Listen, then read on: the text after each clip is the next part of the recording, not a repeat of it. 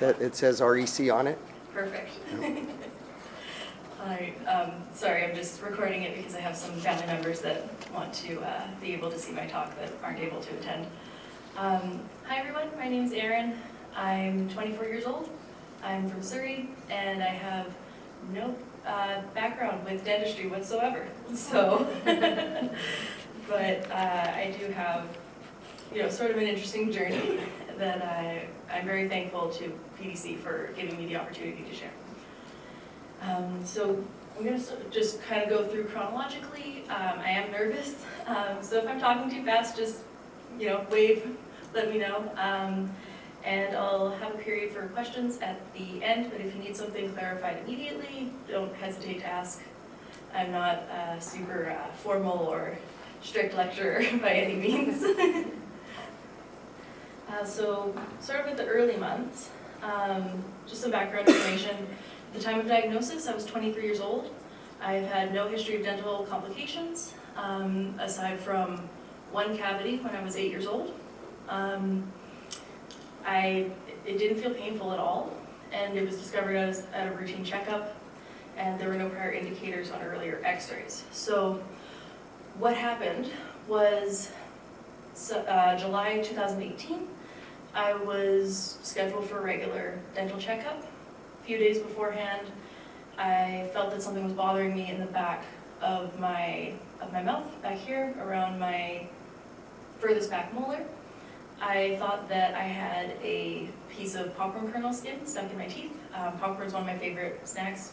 So if I'm studying, eating popcorn, so I'm very used to that feeling of having the popcorn kernel stuck in my gums. So I couldn't fish it out because it's all the way back there. So when I went to the checkup, I asked the hygienist if maybe she could see if there was something in there, if she could try to fish it out because she has, fine pointy tools. So, so she takes a look and says, well, I don't see anything stuck in your gums, but you have some mobility on your tooth. And I go, well, that's bad, seeing as I'm not a child who should be losing teeth. And she agrees, so we do a regular x-ray, we don't see anything. So we do a root x-ray, she sees kind of something on there, but she's not sure, so she calls in the dentist to take a look at it. And he looks at it, and then he kind of goes, which is a great thing to hear from your healthcare professional. And he goes, okay, we need to get her into the panoramic x-ray, I'm gonna get the specialist on the line. And see, I have anxiety, I have depression, and so I'm very sensitive to change in behavior around me, because when you have anxiety, someone laughing like haha or haha means two completely different things. And you're very sensitive to every little difference in someone's expression, in their tone, and so everyone's telling me, oh, it's probably nothing, it's probably fine, it's nothing to worry about, we're just doing a check, we're just checking just to rule things out. And I'm inside going, am I dying? What's going on? And so we get the panoramic x-ray done, the dentist looks at it, and he's like, okay, I'm sending this to the specialist right now. And he rushes out of the room, and the hygienist is telling me, okay, this could be something serious. She's trying very hard to reassure me, but she's also explaining that she is not qualified to give a diagnosis because she's not a specialist, which is fair. But I'm sitting there saying, well, do we think it could be cancer? Do we think it could be a cyst? And she's saying, well, it could be nothing. But with me and my anxiety, I'm thinking, well, it's probably nothing. I'm probably going to die immediately right now. But on the outside, I'm very calm.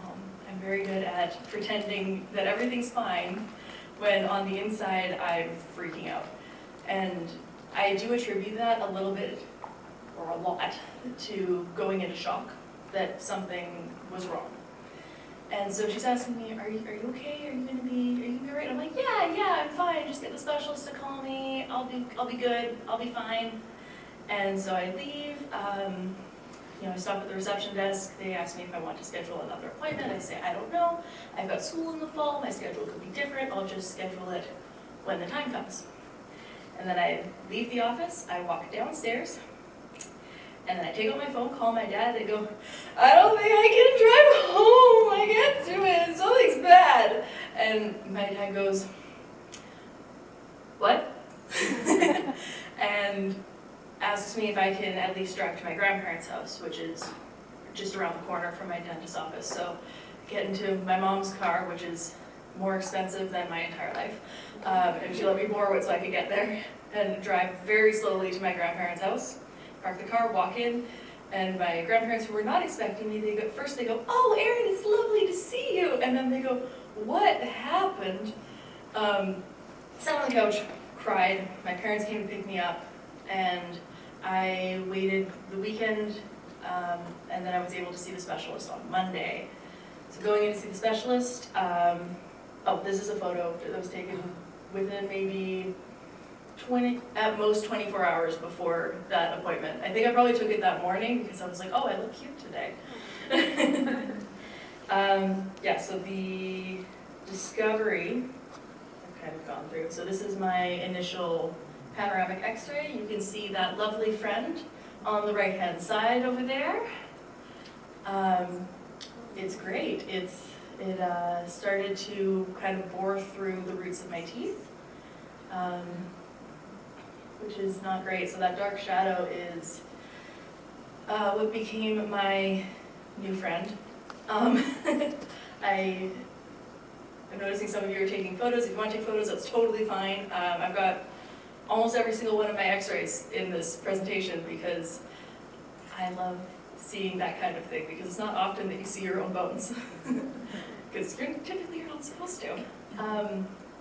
I did joke that my body was trying to keep up with my older cousin, because 7 days before my appointment she had her firstborn son, and I joke that my body observed that and went, wow, she made a human with hair and eyes and teeth and skin and everything.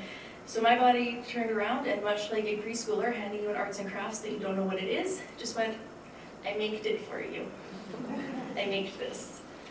And I'm sitting there like, well, what is it? What does it do? Aside from be annoying. Yeah, so that was my first panoramic x-ray with the tumor. I did have one that was done before we took my wisdom teeth out in 2014. Unfortunately, I don't have a copy of that one, but there was nothing to indicate anything out of the ordinary then.